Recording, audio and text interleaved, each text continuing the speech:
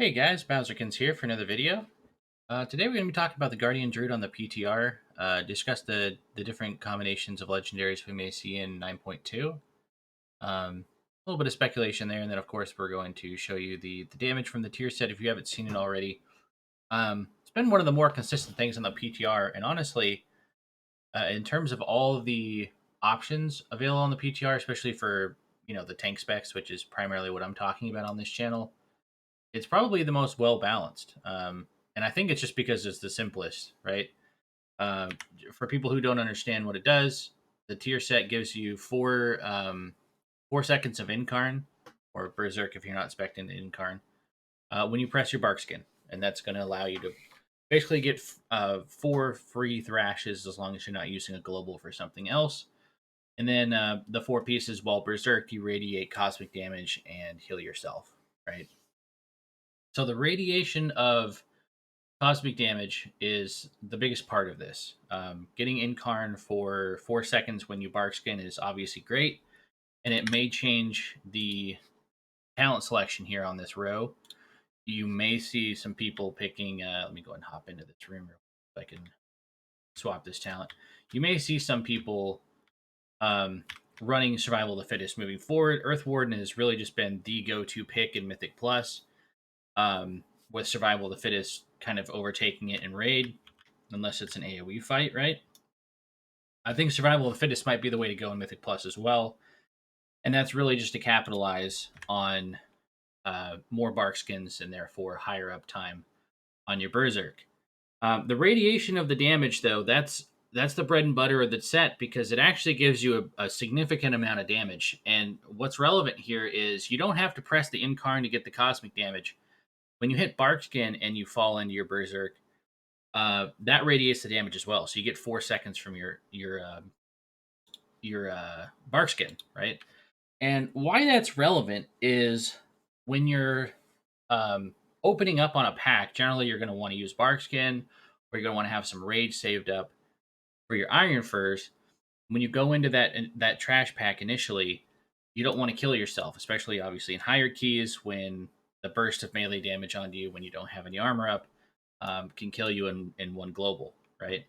So you'd pop the bark skin. This will actually make that feel even better because you'll run in with your, obviously in your bear form, you'll pop your bark skin and you'll actually be able to open up with 4 thrashes um, for the Ursox Fury Remembered Lego, which is also going to give you the shield. So it'll quickly give you enough rage to throw on an Iron Fur, and then from there you can incarn, and it's basically like a 34-second incarn at that point with bark skin on the opener. You can do different things to play around with that, but I assume that's probably where most people are going to go with it. Um, and then in terms of the Covenant, obviously we're going to be running double legendaries in 9.2. In my testing so far, I found that Kyrian is probably going to be the strongest. Obviously, the Kyrian legendary is really good for Restoration Druid. You've seen a lot of Restoration Druids running um, the Kindred Affinity legendary. I think that this will kind of just arbitrarily be the pick for Guardian Druid because it provides so much utility to the group while also giving you something, especially if you have a Necrolord consistently in your group. Then you're going to be sitting around with 8% extra versatility, which is your best statistic, your best secondary stat. And then when you empower it, it goes up to 16%, which, I mean, just baseline, when you have this empowerment on a Necrolord, you're going to be getting 4% DR at all times. That's pretty good. But to empower it and get 8% DR while you're giving yourself 16% increased damage as well as your partner, that might be a difficult thing for the other legendaries to actually overtake. I am going to give you guys an idea of what the damage is, though. So we have our details meter up here. We're in the BFA target dummy zone. I'm just going to whack on 4 targets here. And really, I'm just going to open up with bark skin and do the 4 thrashes, move into incarn, and then I'll show you what that damage meter looks like. And the purpose of that is to show you how much damage the tier set is doing in relation to how much damage you're doing with your thrashes during your incarn phase, which is of course, legendary this this expansion for how much damage it's actually doing. All right, so we'll just shapeshift here to get some rage, and then we're at it, doing all of our thrashes here. More Incarn, boom. And this is literally the gameplay for Guardian Druid. If anyone's looking at how fascinating Guardian Druid is to play, this is literally what you do. As you can tell, I'm a clicker, guys. If this is the first time watching your channel or watching this channel, just how it goes, guys. I click my spells. Almost at 2600 IO this season. If you're a clicker, you can do this too. Promise. It's a very complex playstyle. Okay, so our Barkskin came up there again. You'll notice that's also a thing. If you have Survival of the Fittest, go ahead and just stop the damage meter here. So, yeah, I mean, you can see around 14k. It's always a tragedy when that goes way down because the target dummies are still in range.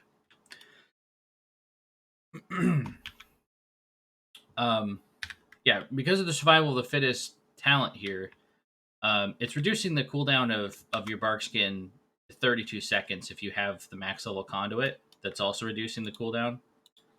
And that is called Tough as Bark. So this reduces about 20%, and then you have an additional 33% from the talent. And 32 seconds is what I've ended up with here. So you're going to incarn, and then you'll have your Barkskin up again, right? So it's just so much thrash damage. That's why it's such a strong tier set for Guardian Druid. In addition to, the strength of Ursox Feared Remembered, and it's all a good time. Okay, so let's take a look here. You can see we were doing nothing but thrashing, right? We threw a Moonfire on pole. You have the thrash dot. I think I'm wearing the ooze at the time. Yeah, I'm running the ooze at the moment for whatever reason. So all of this is trivial, right? It's the thrash damage, and then it's the Architect's Aligner damage. So this is doing on average 1,744 damage every time it ticks on an enemy. In this situation, it's 4 enemies, and this is uncapped. So if it's 20 enemies, it's 20 times 1,744 on average. Obviously, attack power and different things will make that number vary, but the point is that it's uncapped and it's radiating for nearly half your attack power, right? And then you've got Thrash here. This is doing on average 1720. So you do the math. Relatively the same amount of crit as well, so nothing to be worried about in that regard. The fact of the matter is, Architect's Aligner is doing around the same damage when it ticks. The thing is, when I Berserk, I have such high haste that I'm thrashing more than once per second, so that's why there's more damage there. But they're really doing around the same amount of damage for their individual instances of damage. So the point of this being that when you actually incarn or Barkskin, right, when you have the tier set, you're going to be doing a ton of damage, right? So the reason that Kyrian is strong, though, is not only the empowerment, but you also get the effusive anima dot from Mechanicos. This thing will do 7,000 damage, split evenly between all targets over 8 seconds. This is particularly potent against 4 or 5 enemy packs that you may run into. Boss fights, it's still good. The reason it's not amazing against bosses is because, just the reality of how Mechanicos's anima accelerator works. It reduces the cooldown based on the number of enemies hit, so you just get less uses of it, but you do get quite a bit of damage onto a single target. So we're going to use this on 4 targets. We're going to do that same rotation. My cooldowns are back up, and I'm also going to implement my lone protection here, which will activate my my empowerment here. So we're gonna do that. To do this, we're doing the same exact thing here. You can see because I hit 4 enemies, the cooldown of it was reduced to 30 seconds, which is massive. If you're, a little over 30 seconds. A maximum cooldown reduction of it would actually bring it down to 28 seconds, which is the most broken thing of all time. because you get that anima dot every single time. Look at before our incarn is done, we're going to get that dot again, right? And what's relevant here is, it's off the GCD. You don't have to worry about that kind of a thing. You can also bark skin right afterwards. If you're linked to a Necrolord, you're going to have 8% verse the entire 10 seconds of that period, right? So the damage is really good. The utility of the group is really well. Of course, another thing to keep in mind when you bond with somebody as their spirit, you're giving them 40% DR for 10 seconds when you activate this thing. So it's not necessarily something to, um, to just completely dismiss altogether, right? That's the thing as well. I mean, you can pop this when someone's about to take a lot of damage and redirect that damage to you. So yeah, it's pretty cool. Now you can see that the dot itself, it's not doing a ton of damage, but when you press this, I mean, 60 times over the course of a dungeon, this can actually result in a fair amount of damage. It's not world breaking, but again, what you're looking for is the secondary effect, right? That's why we have the legendary. Um, and I'm empowering myself, so I'm getting the mastery buff. This is not ideal. Temporary mastery or temporary haste for Guardian Druid is really bad. What you want is temporary crit or temporary versatility. Those are the two that are going to give you the biggest payout. Versatility being by far the best option out of the four, because that'll also give you DR, and you can treat your empowerment like a defensive cooldown for yourself. A small one, but still relevant. Now, just a quick overview of the other legendaries, guys. I have tested all four of these. I'm not going to make this a 45-minute video by testing out all four. But I'll tell you, the Locust Swarm one is awful. And if they never change this, if it's always Locust Swarm in its current iteration, it's going to be extremely irrelevant in PvE content. Locust Swarm could be very powerful in PvP in 9.2 when you're doing 2s or 3s arenas. I don't know about any of that because I don't PvP really all that much. But for PvE, Locust Swarm and Necrolord in general is a really weak covenant for Guardian. More interesting is the Venthyr one. When the duration extension was 0.2 seconds, obviously Boomkins were much happier, and Guardian Druids were much happier as well. Now, I tested Sinful Hysteria numerous times in live,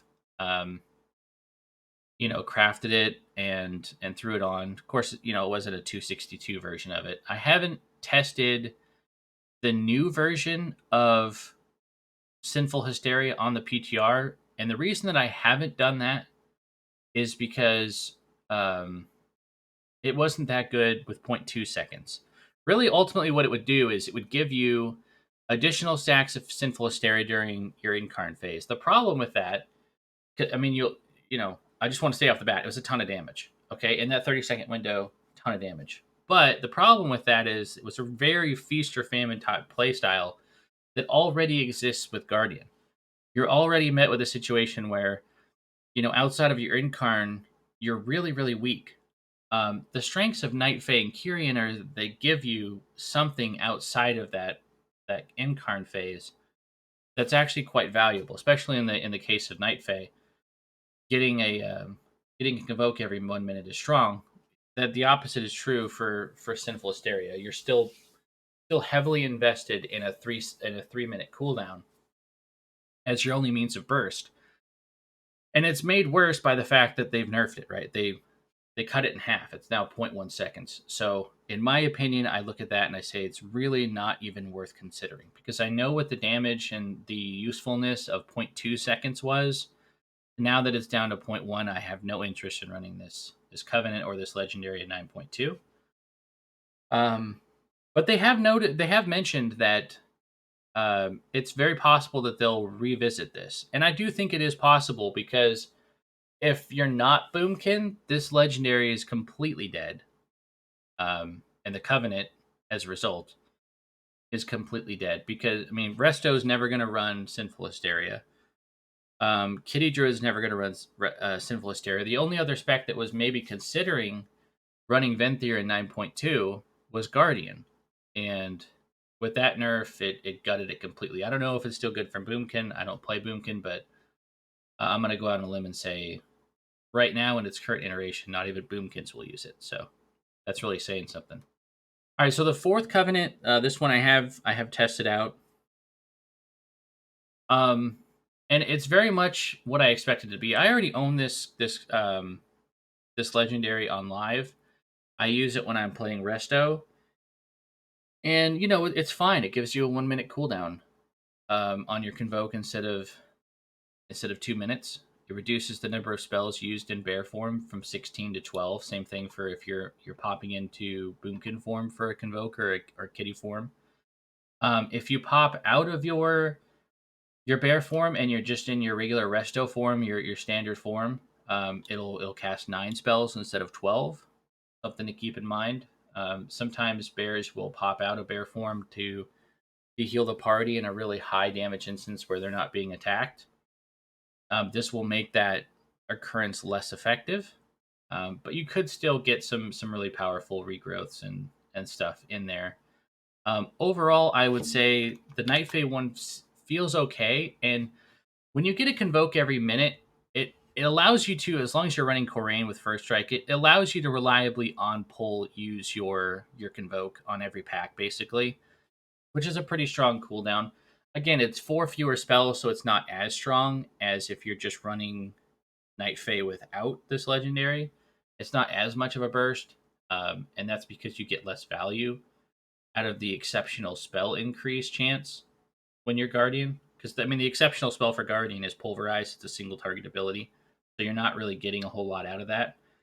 The instance where you are getting something out of that is against bosses, but generally, if you can get away with it, you're trying to boomkin convoke on bosses. But in the situation where you can't boomkin convoke, you're going to see some increased value there. But in my opinion, Night Fae is definitely the way, or excuse me, Kyrian is definitely the way to go so far. And we'll see if that changes. I don't foresee it changing going to 9.2 for numerous reasons. Number one, Kyrian is giving you File of Serenity, which is really strong. You do lose Soul Shape from Night Fae, but that's not incredibly important. There are certainly some situations where it can save your life, and certainly has for me. But there are also other situations where File could have saved your life, and it has for me. Right? So it's a give or take in that regard. The defensiveness of File Serenity versus the avoidance of your Soul Shape, right? Mobility of that ability. But I think in terms of damage, uh, you know, I think the cap right now has gone to Kyrian. This is the one that I'm doing the most damage on target dummies with. And that's without a partner, right? That's what's crazy about it. I've only tested out a couple of times on the target dummies with a partner, and the damage was um, pretty crazy. But that was best case scenario against dummies. So, take all this with a grain of salt, guys, because I'm doing this on target dummies right now. I'm not going to release an official this is my Guardian Druid 9.2 build until the PTR goes live. And the reason that I'm not going to build that is because there's been so many changes recently that I don't want to have, I don't want to make a video that all of a sudden is made irrelevant and I'll have to remake it in a couple of weeks. So um, that's kind of the status of the Guardian Druid, guys. Let me know your thoughts in the comments down below. I appreciate all the support. Like and subscribe as always, and I'll see you guys in the next one. Bye bye.